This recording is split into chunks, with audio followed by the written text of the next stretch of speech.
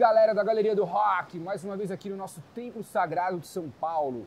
E se liga que hoje o rolê vai ter muitas letras. Para você que gosta de comprar aquele livro sobre a sua banda preferida, ou você mesmo que gosta de ler, de se inteirar através de jornal, de revistas, lembra da época dos zines? Ou para quem gosta de ler sobre site, resenhas de show, tudo isso dentro da cultura underground, dentro do rock and roll. E é muita ideia hoje que eu vou trocar com o Pedro de Luna. Salve, Pedro! Satisfação. Tudo bem, meu? Obrigado pelo convite aí. Cara, obrigado por você ter vindo aqui. Pedro, quantos livros publicados você tem? Até o momento, 16. Até o momento, porque vão vir muitos mais. Enquanto eu não morrer, eu vou fazer vários outros. Vai escrevendo. Pedro, você é jornalista, né? E como começou essa sua paixão por escrever fora do jornalismo, mas realmente publicar livros e tal? Escrever, eu sempre escrevo desde criança.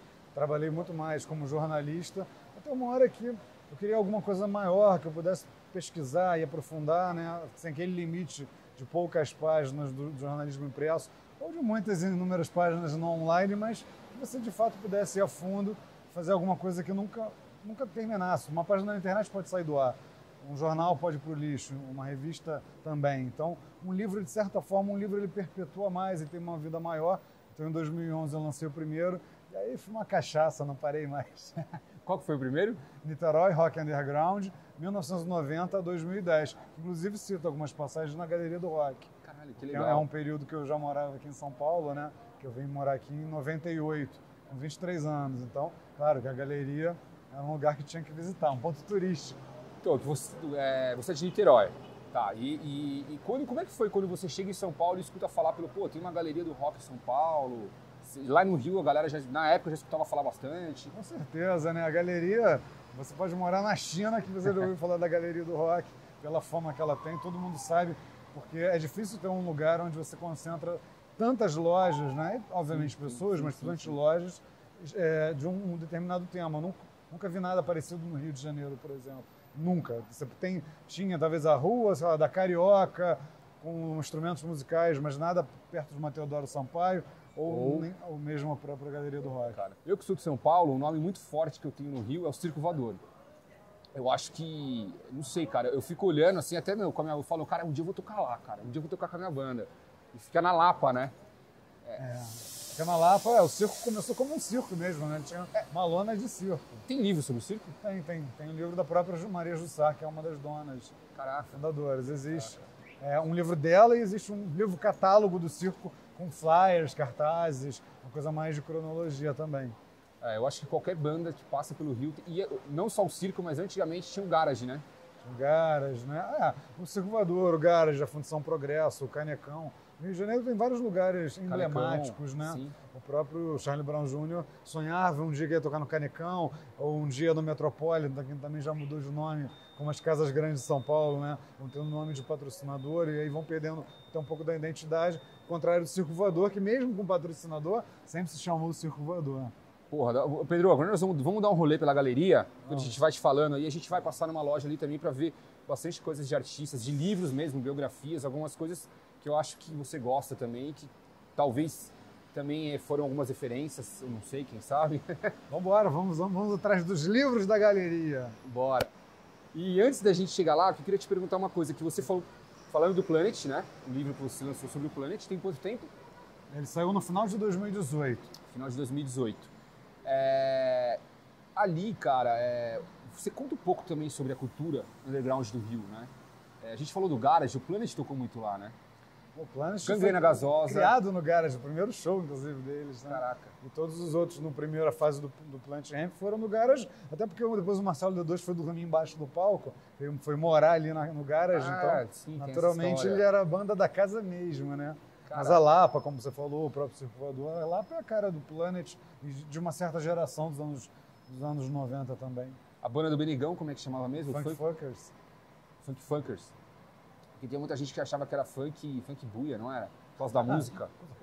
Já falaram isso pra mim também. Não, mas era é Funk Funkers. E, cara, fora o Planet ali, cara, o Gangrena dessa época, né? Todos. Tal. Tem uma geração, uma galera, um monte de bandas e de vários tipos, né? Porque os anos 90 a característica principal é justamente o ecletismo. E eu acho que em São Paulo também, de ter bandas de todos os gêneros tocando juntas. Então, você tinha no show a banda do metal, depois a banda do hardcore, do ska, talvez do pop, talvez do reggae, né? Então, todo mundo misturado, né? Não tinha tanta segmentação. Essa segmentação ela vai acontecendo mais ali no final dos anos 90 e dos anos 2000, que é uma hipersegmentação, né? Tipo, porque não basta ser bandas de hardcore, mas é hardcore melódico ou hardcore Nova York, com crossover, né? Já vai ramificando e vai segmentando, até porque tinha tanta banda que dava para fazer isso, né? Dava pra fazer um festivalzinho, um showzinho só de emo, que ia ter 5, 6 bandas só de emo em determinado momento, mas depois isso esvazia, né? Cara, e aí é o que você falou, né? O número de bandas que tinham despontando na época era muito grande. Por isso que você conseguia fazer esses 5, 6... Ainda consegue hoje. A cena ainda é muito forte, né? Não sei no Rio, mas em São Paulo. Acho que no Rio deve ser também. Mas é que hoje não se tem o mesmo espaço em termos de mídia, no rock como geral, né? Você acha também que diminuiu um pouco? Eu acho que mudou muita coisa, assim. A mídia é uma das coisas, mas, por exemplo, aqui na galeria mesmo, o que mais me vem à cabeça quando eu penso em galeria do rock, mais do que um lugar de compras e até mais do que um ponto de encontro, é um lugar onde, numa época não tão digital, você tinha que se informar lá porque era lá que tudo acontecia. Então, você não ia vendo uma postagem e comprar online o disco que acabou de chegar no Brasil, apenas 10 cópias. Era na galeria que ele chegava. Sim. E uma banda ia tocar aqui, ela tinha muito aquela cultura da tarde de autógrafos. Então a banda vinha aqui para receber os fãs. Então vinha gente, de repente, do interior de São Paulo, até de outros estados, para encontrar a banda nessa tarde de autógrafos, porque o show seria aqui, né? Então eu não vejo mais isso acontecer com tanta frequência. Né? Claro, a gente veio uma pandemia, a gente não viveu 2 anos, né? Sim, ficou todo mundo trancado em casa, mas mesmo antes, eu acho que muita coisa já diminuiu. Agora, a galeria tem vários aspectos que a tornam emblemática, um deles é justamente por ser um ponto de vendas, ela é um termômetro de vendas. Então, são muitas as histórias de bandas que foram, entre aspas, descobertas na galeria, né? O próprio CPM 22, na época, o zoleiro da gravadora veio e correu às lojas e perguntava: qual é a demo, o CD independente que mais vende aí? O CPM era um dos mais citados. Então, Dance of Days, várias bandas, né? Tinham aqui como principal lugar para vender suas fitas demos, seus CDs independentes. Até o próprio Raimundos lá atrás, aquelas fita demo que eu escuto o pessoal falar e meus primos mais velhos, que a fita rodou muito. Quando saiu o CD, todo mundo já conhecia. Com certeza. E estar na galeria é vender não só para as pessoas de São Paulo e do estado de São Paulo, mas é vender para o Brasil e para o mundo todo, porque qualquer pessoa pode passar por aqui numa viagem e comprar ali o seu disco, seu livro, ou você fazer uma amizade, porque coincidiu que naquele dia, naquela hora, né, aquela pessoa estava na galeria. Verdade. Bora agora garimpar uns livros aí com o Pedro de Luna. Vamos nessa. Agora sim, a gente na London Calling, mais de novo aqui na galeria, aqui numa loja parceira, e agora garimpando, o que não falta aqui é livro, Pedro. Que bom, né? Cara, é tanta coisa aqui que, ó, logo de cara, eu já vi esse aqui que eu tenho, que eu acho que esse aqui é clássico, né? Clássico Ramones. Qual que você bate o olho assim que você falou, caraca, eu acho que você recomendaria dessa prateleira aqui? Então, cara, eu já li os dois do Red Hot, né? Já li o Scatition e li o do Flia também, que eu acho que tinha aí também em algum lugar. Tava por aqui? Eu acho que eu vi lá na vitrine. O do Flia tava lá que também. Também é muito bom, né? Na verdade, os dois. Acho até que o Flia eu até gostei mais, porque é baixista e eu tava fazendo o livro do Champ, é também inspirador, né? Por falar em Flia, por falar em baixo, né? Claro que a gente tem aqui Champ, a incrível história do baixista, campeão do Charlie Brown Jr., acabou de sair, recém-lançado. Setembro Amarelo. Setembro Amarelo, aliás, que vai agora, esse programa está indo agora na última semana de setembro. E você falou do Flea, o Flea era um dos ídolos dele, né? Era um dos ídolos, né? O Flea, o Trujillo também. O Flea e o Trujillo, mas o Flea acho que ele não conheceu, né? O Flea foi uma infeliz coincidência, porque ele chegou perto 2 vezes, cara. Uma Nossa, delas ali, quando o Red Hot tocou, né, no Rock in Rio de janeiro de 2001, o Charlie Brown ia tocar nesse Rock in Rio, mas aí teve aquele movimento do grupo das 6 bandas que pediu para não tocar, porque não aceitava tocar de dia. Raimundos, Skanks. Isso, Cidade Negra. Jota Quest. E aí eles não, né, pediram para não tocar e aí não conheceu o Flea. E aí em 2013, no ano que o campeão faleceu, ele faleceu 2 meses antes de um show que o Red Hot ia tocar. E eles, a banca, né, também. Mais uma vez. Mas ele conheceu o Trujillo. Também não. Também não? Eu pensei que o Também Trujillo não. já tinha conhecido. Também não, porque ele conheceu um outro integrante do Metallica quando eles estavam lançando um disco. Foi uma coisa interessante, que cada integrante foi para um lugar do mundo para fazer as entrevistas. E quem veio para o Brasil não era o Robert Trujillo. Mas foi legal, porque esse cara do Metallica viu o Champ tocar numa festa da MTV, depois marcou de se encontrar, e aí ele conta uma passagem até engraçada, porque ele não fala de inglês, né? E aí, não sei o que, o cara comentou com elas e deu um soquinho nele assim. Aí ele deu um soquinho no cara também. Meu irmão, o soquinho começou a ficar mais forte quando viu os dois estavam rolando no chão. Mas aí ficou tudo bem, né? Se separaram, se abraçaram, tamo aí o disco e tal. Mas ele não conheceu. Aliás, nessa do soquinho tem uma puta história engraçada que o Rodrigo Branco, locutor da Kiss, veio aqui no programa e contou sobre o Champ. Eu até te mandei na época. Aquela. É, que ele falou, olha, se não fosse isso, não existia o Charlie Brown. Verdade, e um salve pro Rodrigo Branco, porque ele também é de Santos. E ele era amigo pessoal do Champ desde o WhatsApp. Esse era o nome da banda? O WhatsApp é a primeira banda que ele fez com o Chorão. Com o Chorão, antes do Charlie Brown. E como que você chegou, Pedro, na história do Champ? Como que você resolveu? Ou foi um convite? Como é que você chegou para começar a escrever? Em geral, quando eu lanço um livro nesse processo que eu fico fazendo os eventos e coisa mais, as pessoas já começam a sugerir e perguntar qual o próximo, né? E aí muitas pessoas falavam, por exemplo, Charlie Brown Jr., e aí 3 pessoas completamente diferentes falaram, não, Charlie Brown, Raimundo, Rapa, não, faz o Champignon, cara. Eu falei, Champignon? O Champignon do Charlie Brown. Eu falei, por quê? Porque é uma história que ninguém conhece, todo mundo conhece o Chorão, mas ele é outro lado da história. Aí comecei a dar uma pesquisada e não tinha nada do Champignon na internet, nada. Eu falava, não é possível que só tem notícia da morte do cara. Bom, mas se tem notícia da morte, alguma importância ele teve, né? E aí comecei a fazer uma primeira pesquisa prévia, conversar com uma pessoa ou outra. E aí eu fui confirmando que a história realmente podia ser interessante, ela podia desvendar várias coisas, inclusive em relação ao Charlie Brown, que nunca tinham sido ditas. Porque todo mundo sempre ouviu muito a versão de Chorão, né? Em entrevistas, em mídias e tal. Até quando se desfez a banda, acho que em 2005, se eu não me engano. E de certo ponto, assim, mesmo eu que sempre acompanhei Charlie Brown desde a minha infância, a gente via que realmente a gente queria escutar os outros membros ali e não conseguia. Então tinha um certo domínio ali, né? Que até... E aí rolou a volta e tal. Certo não, tinha um domínio, cara. O Chorão não dominava, que ele manipulava aquele microfone, né? Tudo bem, ele era mais visado, talvez o que falasse melhor também tem isso, né? Mas o fato é que realmente era difícil saber o que os outros achavam. E também, falar sobre o Champignon é também uma oportunidade de falar dos baixistas, né? Porque me falam isso, não tem livro sobre baixistas. Não, e as premiações dele. Né?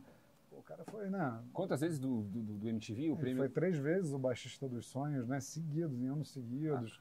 O melhor baixista, um dos melhores do mundo, pela Best Player norte-americana. O cara ganhou o prêmio Multishow, né? É bom falar pra galera que talvez não saiba, ou talvez nunca se ligou, o tanto que o Champ era um baixista prodígio. Ele era acho que 10 ou 11 anos mais novo que o Chorão. Isso aí. Se me corrija se eu estiver errado, mas é que eu já vi entrevista antiga na MTV, que os primeiros shows que ele ia fazer quando ele era menor, o pai e a mãe tinham que autorizar. É isso mesmo. Autorizar porque ele era o único menor de idade da banda. Os caras já tinham 30 e ele tinha 17. Não é uma grande diferença mesmo, porque ele pro Chorão são 8 anos, mas ele pro Pelado são 13. Mesmo assim, é uma diferença muito grande, né? E aí, quando o Champ conheceu o Chorão, ele tinha 12 anos, ele conta em entrevista, que eu brincava de carrinho, o Chorão chegava, eu ia pro ensaio com ele. Então, nessa época de criança, tinha toda essa coisa da mãe autorizar, da mãe levar. O primeiro CD do Charlie Brown Jr. saiu em 97, o Champignon fez 18 anos quando saiu o primeiro CD.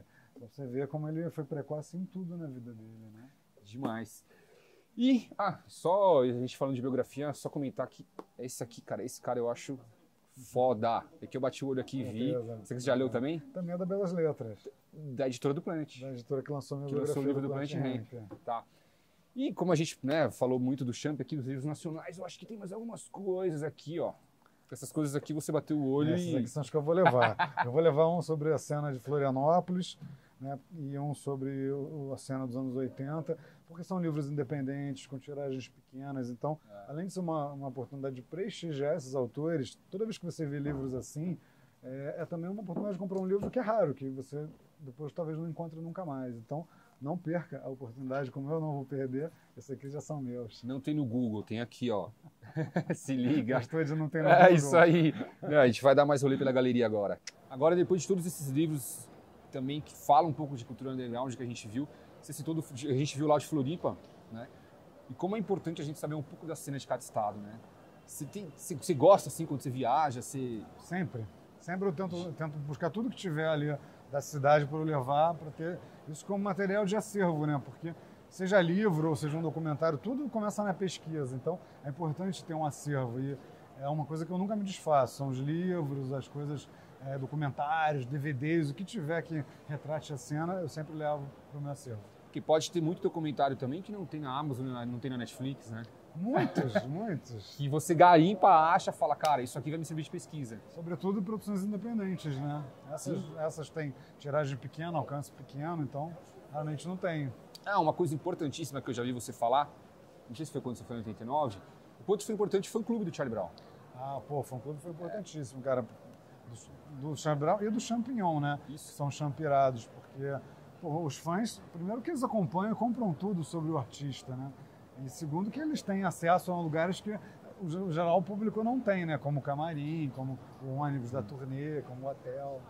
E é Aquela Paz que chama? Como é que chama o fã-clube? O fã-clube Aquela Paz foi o Paz. primeiro fã-clube do Charlie Brown no Brasil. E depois os champirados foram os fãs do Champignon, quando ele saiu do Charlie Brown em 2005.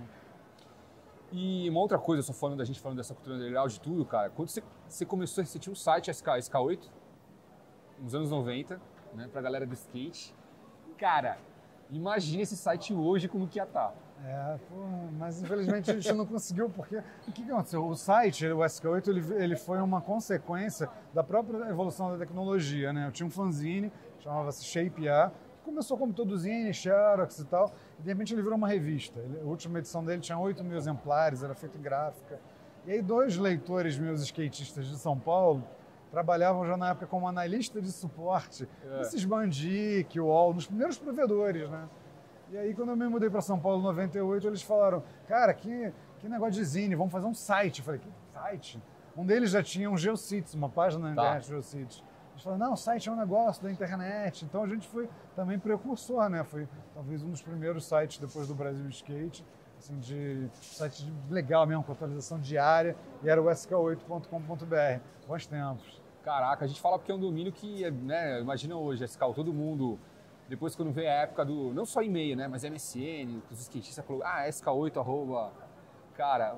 Cara, o SK8 foi uma escola, porque apesar de ser um portal de skate, falava de música também, e eu tive uma oportunidade de fazer um negócio que eu inventei na época, que era o primeiro programa SK8 de jornalismo, que a gente formava repórteres e fotógrafos à distância, a gente do Brasil inteiro, as aulas eram por e-mail, tipo Caracas, dava... Cara, era uma coisa surreal, mandava toda semana algumas aulas. Por quê? Porque eu precisava de colaboradores, pessoas que mandassem conteúdo, mas que escrevessem direito, soubessem botar um link no texto, mandar tudo prontinho. Então, a gente formou, então ficou super alegre. Um dia desses, eu estava falando com a Bianca Bortolami, que ela comprou esse livro no crowdfunding, e ela virou uma produtora de TV.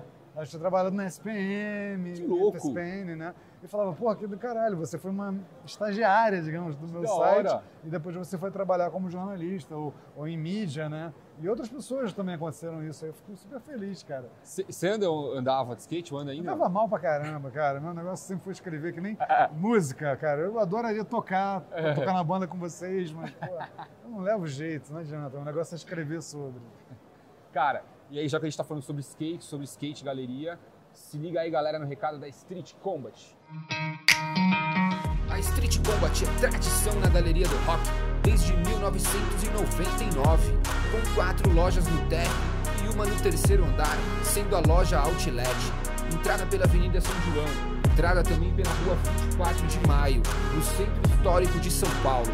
E você também pode comprar pelo site streetcombat.com.br, com uma grande variedade de vestuários, calçados e acessórios na linha de skate streetwear. Venha pra Street Combat! Agora sim, Pedro, vamos ver aí o que a Street Combat mandou pra você, pô, a loja parceira do programa. Olha, vamos ver o que será. Skate streetwear aqui na galeria desde 99. É um casaco, né? Corta-vento da Street, ó, aproveitando que tá chovendo hoje. Cara. Corta-vento. Obrigado, Street Combat. Eu usarei com certeza. É nóis. Cara, agora vamos e botar o livro aqui, ó. Já era, a gente não precisa ficar segurando. Pedro, agora nós vamos dar um rolê que a gente tem mais a loja pra passar aí. Simbora. Simbora, bora pela Galeria do Rock. Cara, e como que a cultura do skate tá tão junta com o hardcore e com o punk, né? Tá muito, né? É uma via de mão dupla, na verdade, né? Que eu acho muito interessante, que são músicos que começam a andar de skate e skatistas que começam a fazer bandas. Ou às vezes não fazem, mas vão nos shows, ou né, tem aquela cultura de qual a música que você quer dar na sua volta no campeonato. Sim. O Chorão fala muito disso, né? Que ele sempre pensava qual é o som que ele escolhia para as voltas dele no campeonato. E aí ele falou, pô, por que eu não posso ter, de repente, da minha própria banda, né? Esse massa eu dar com o som da minha banda. Né? Sim. E eu acho que... e depois do hardcore também, aí começou a vir o rap também, né? Muito interessante. Você curte também rap também? Curto rap, cara. Até também é uma coisa que eu sempre falo, pô, cadê os livros de rap nacional? Aí né? eu ia te perguntar isso, se você tem algum pra indicar, se você... Então, existem muito poucos, né? Tem um amigo meu que fez a biografia do RZO, saiu há pouco tempo, mas você vê, os grandes nomes do rap nacional, que são, sei lá, MC da Racionais, Pavilhão 9, né? Nenhum deles tem livro publicado até hoje, né? Gabriel Pensador, que seja, sabe? Não tem um livro publicado, Criolo, né? Caraca. Então, a gente tem muita coisa ainda para documentar. E, cara, o livro, ele é uma forma de documentar para você não perder essa memória, né? No fim das contas, é isso, porque você vê várias pessoas novas que não viveram anos 90, nem anos 2000, vão saber da história por causa dos livros, né? Sim. Cara, você tem algum lugar assim, não sei, YouTube, algum lugar que dá dicas para quem quer publicar um livro? Você sabe algum lugar que pode ajudar as pessoas? Pô, você sabe que eu não tive ninguém, nenhum site, nenhuma pessoa que me ajudasse, assim, como se fosse uma espécie de mentor. Infelizmente, não conheço muitos cursos ainda também que sejam bons. Porque é uma coisa que eu pensei agora também. Não, eu falei, já me pediram, já? Legal, já me falaram, você devia fazer um curso, por exemplo, de biografias. Né? Ah, tá. Mas eu falo, cara, mas é um processo. Primeiro, assim, não desista, não deixe no meio, se for começar, vai até o final. Então, persistência. Mas a primeira pergunta, sempre, qualquer um queira fazer um livro como escritor ou que pense em ter seu grupo biografado, qual é a sua motivação? Acho que a primeira pergunta tem que ser essa. Dinheiro, posicionamento, né? É para contar a minha história.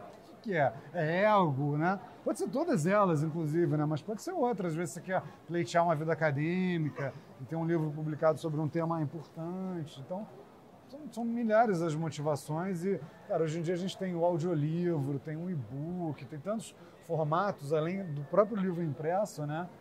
Tem livros em braille. Então, o importante é ter o conteúdo e ser um conteúdo bom. Acho que esse é o fundamental. Você lê e-book, não? Não leio, eu gosto de livro de papel. É isso que eu te perguntar. Porque eu acho que a maioria das pessoas mesmo que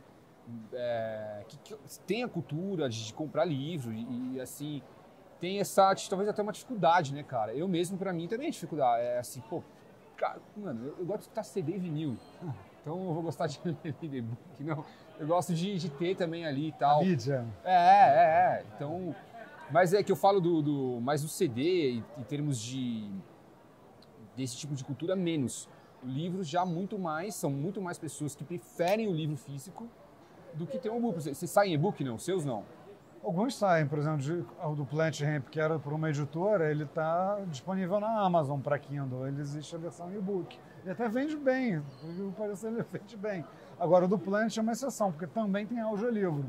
E foi uma experiência muito legal, né? Eu fui o narrador do audiolivro. Que legal. E é muito legal, porque eu sei que tem pessoas que escutam, não é esse papo de, enquanto está dirigindo, não. É pessoas que têm também dificuldade de leitura, de concentração. Então deixam ali rolando um áudio como se fosse um rádio. E fica ali ouvindo a história. É um podcast, né? Que você pode podcast. Escutar hoje um podcast sobre o Planet Ramp. Você fica lá, coloca no seu carro. Pode ser por aí também. Porque, por exemplo, um livro de 500 Isso páginas, é muito legal. Ele virou um livro de 20 horas de áudio. Então, quem não tem tempo ou disposição para ler 500 páginas no papel, pode ouvir 20 horas de áudio e vai conhecer o livro todo também. Mano, isso é muito legal. E cara, esse lance também, eu acho que, cara, é você poder aproveitar e unir, né, cara, a tecnologia. Por exemplo, eu acredito que o e-book deve ter uma faixa etária mais nova, ou não, que se acostuma com esse tipo de leitura mais digital do que no papel. Engraçado, eu também pensava isso, só que eu fui conhecendo pessoas que inclusive tem as duas coisas, que tem um livro no Kindle e tem no Planet aconteceu isso. Um cara que sai muito em viagem, às vezes um livro né, de 500 páginas, ele é pesado, e fica naquela monte de equipamento, e aí ele prefere levar em tablet e ter o livro em casa. E às vezes também para não gastar o livro. Pô, esse do Champion mesmo, cara. Tem um cara que morou com o Champ, que ele comprou 2 exemplares. Eu perguntei, Igor, por que você comprou 2 exemplares do livro do Champ? Você só pediu uma dedicatória. Ele falou, não, eu vou deixar ele intocável, e o outro eu deixo para a galera que vem aqui em casa ver. Né? Porque inevitavelmente alguém vai acabar pedindo um emprestado. Aí eu nem digo que eu tenho outro, deixa aquele no acervo, e esse aí eu boto para jogo. Então, né? É que nem você ter o CD, o vinil em casa e escutar no Spotify. É que nem você ter CD, quando você emprestava, voltava todo arranhado, sabe? Aí você tinha que botar seu nomezinho no rótulo ali, pra ninguém travar o seu CD, né? Agora você tem ali guardadinho. É meio isso. É isso aí. Bora continuar dando mais um rolê aí. Nessa. Porra, e... Quantos livros você falou?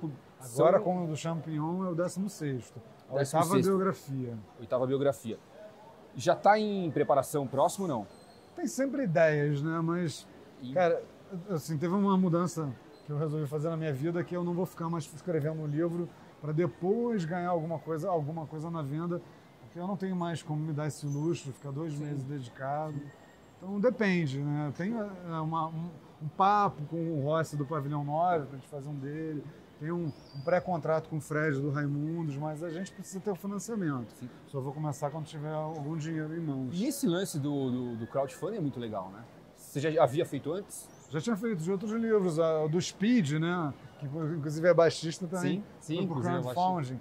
Mas é muito cansativo, né? É legal, porque você consegue chegar em pessoas que moram em cidades que não tem livraria, que não tem lojas, né? Que às vezes não tem biblioteca, então você consegue chegar, pro cara que é fã, ele tem o nome dele no livro, é super legal, né? Então ele tem ali no final o nome dos agradecimentos. Então tem prós e contras, né?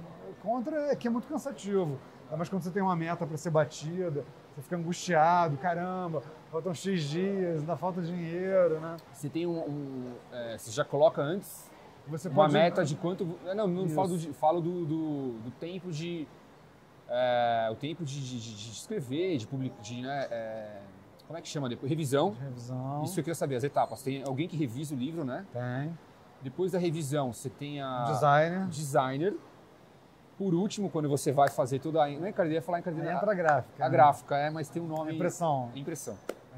Aí a gráfica essas etapas, passo a passo, como é que você... É fácil montar isso junto com o crowdfunding? Cara, essas etapas eu gosto, né? Porque são etapas colaborativas, né? A revisora vai sugerir, a designer vai sugerir, então são etapas que agregam. Depois a impressão é meramente um trabalho de robô, né? Digamos assim, porque alguém vai botar numa máquina, vai apertar um botão e vai sair o livro. Então não tem mais uma troca intelectual, digamos, né? Como tem com os outros profissionais. No caso Brahma, a gente está esquecendo que alguns livros pode ter o editor. Então, o escritor, às vezes, ele ainda submete o livro a um editor, que é um cara que é importante, que ele fala, aqui está meio longo, fiquei um pouco cansado nessa parte, ou, não sei, você falou um negócio aí que, sei lá, pode dar problema, vamos amenizar. Então, tem esse negócio. Mas, no geral, nos meus livros, eu acabo fazendo tudo.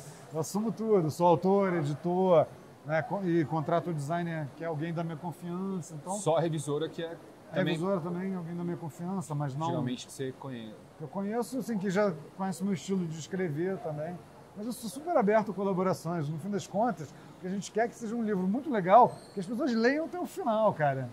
E tem algum lugar que, só no seu Instagram, que a pessoa consegue achar todos esses livros antigos? Alguns são por editora, né? Mas eu tenho um site que a maioria dos meus livros está lá por impressão sob demanda, que é uma loja chamada Um Livro. O nome é Um Livro mesmo, então é loja.umlivro.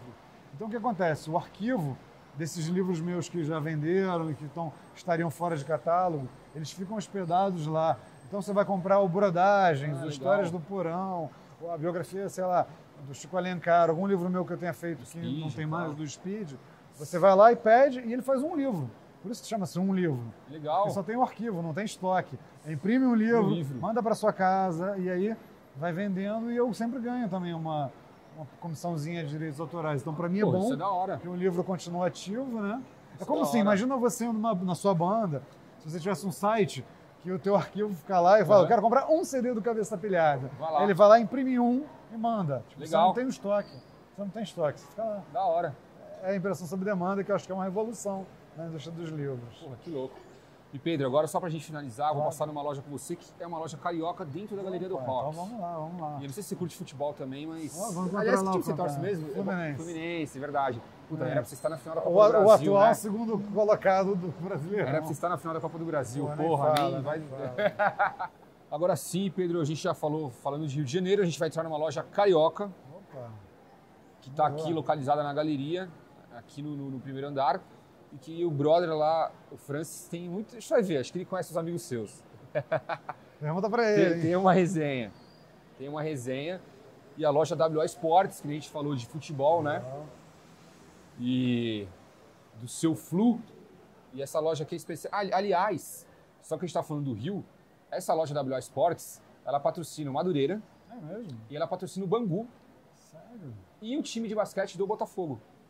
Nossa, que ótimo. Então, ó, Bangu, Madureira, futebol de campo normal, e o basquete do Botafogo, é isso? A gente tava Francis, meu brother, Francis, e o Bom, Pedro. E aí, Fernandão? Beleza. Você tá bem? Deixa o Francis explicar aqui que ele vai explicar melhor. Então, a gente trabalhava com o pessoal, fazia as camisas pro Botafogo, não deu certo, mas o Botafogo de basquete. Mas a gente trabalha com o pessoal do Madureira, trabalha com o Bangu, trabalha com outros times de segunda linha que a gente está muito conhecido através do pessoal do tênis. Né? Na última Olimpíada, as meninas do tênis elas ganharam e elas estavam utilizando o nosso uniforme. Que ótimo. Da Seleção Brasileira de Tênis. Receber, né, Pedro? Legal, O cara vindo de Niterói encontra um cara de São Gonçalo aqui. É isso aí, estamos com São dominados, tá Paulo. tudo dominado. Vamos dominar, sempre. Dominado. Quantos amigos seus que você conhece que é amigo dele? Cara, bastante. Pô, não, mas ele conhece a Nata, só a galera aqui. Só a galera boa, cara. A galera fez. que me fez andar de skate, né, cara? Que da hora. É o que eu falo. Tem um monte de coisa ligada em volta que acaba fazendo eu voltar pro mesmo lugar. É um ciclo, cara. Aí você conhece um cara que... Qual é o nome do livro? Eu esqueci. Qual deles? Esse, Niterói Rock Underground. Pô, cara, é uma referência lá e tem os caras como referência, cara. Isso é muito legal. Com certeza. E é interessante que esses caras que ele citou, todos trabalhavam com estamparia, né? E São Gonçalo acabou se tornando uma cidade muito conhecida por fazer isso, fazer as roupas de lá. E era na época do streetwear, né? Tudo com bolsão, tudo bem trabalhado. E aí isso acabou coincidindo com o merchan das bandas. Eles acabaram tendo marcas próprias para apoiar as bandas de rock.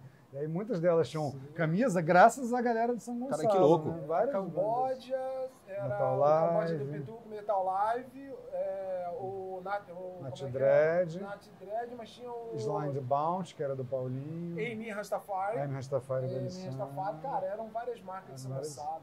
E agora você visitando a nossa loja, cara, eu vou aproveitar que você está na loja e vou te presentear um produto nosso para você maravilha. curtir. Então, Cara, Iron Maiden, olha hoje aí, a marca, o trabalho que a gente faz e que só cresce. Olha a caixa. E a gente veio falando sobre a importância do Edge, né, Pedro?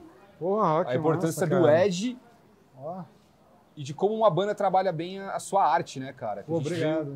Eu agradeço você por cara. visitar a galeria. Nossa, eu espero que você curta, que você já curti. Claro que eu já curti e claro que eu vou usar. Muito legal. É um produto de cachoeiras de Macacu pro mundo, cara. Sério, cara? Sério. Que massa, Hoje cara. a gente exporta material para a Alemanha. Tem um site na Alemanha chamado EMP. Às vezes a galera chega aqui, eu quero algo que venha do site 666, que é o site do Iron Maiden. A gente exporta material para a Alemanha e através desse site, quem quiser comprar, pode comprar o material tanto do Iron Maiden como de outras bandas. E o diferencial é o corte ou é o material em si? O que é o diferencial? Olha, o diferencial são as artes. São as artes. O que acontece? A gente está falando da importância do Edge, né, cara? Quanto que isso não marca uma... Aqui o patrão ele tem a liberdade de criar, apresentar para o Iron Maiden e aí o Iron Maiden fazer a aprovação do produto. Esse é o diferencial. Sensacional. Você fica à vontade, cara. Porra, que legal, cara. Eu vou botar obrigado. Por favor, ponha. Porra, tá vendo, né? Então, esse rolê da galeria tá sendo super... Tá cheio de coisa para casa. Tá cheio de coisa. Pedro, cara, eu que a gente já tá finalizando e o Francis aí colocando na sacolinha seu presente. O que eu tava falando agora era da importância do Edge, a importância de como que uma arte bem trabalhada como uma banda consegue chegar assim, visualmente, em vários lugares, né? A identidade Assim como visual, livro. né, cara? É, tem um mascote, né? Você vê... Que banda que você lembra que tem um mascote? Uma banda que tem uma identidade muito marcante, o Kiss. Não tem um boneco, assim, um mascote, né? Sim. E é isso, né, cara? Você vê, mesmo dentro do rock nacional, você tenta pensar que ícone que vem, não tem, né? E o Iron foi muito feliz em ter o Ed, com certeza, ainda levar ele para os shows, para o palco, tudo mais. Né? Da hora. Francis, Oh, muito mais obrigado. uma vez, valeu. Porra, Tamo junto. Obrigado, sempre Eu que junto. agradeço, Francis. Satisfação, obrigado. Não, é satisfação Meu minha. conterrâneo, meu, que é essa? Satisfação Cultura nossa. Underground, ó, Cultura Underground 021 é com esses dois caras aqui, ó. Isso aí, Os 021 mais 011. 021 mais 011. Mas era ontem. É nóis, Pedro. Valeu, obrigado Um a todos abraço. aí. Mais um rolê. Valeu.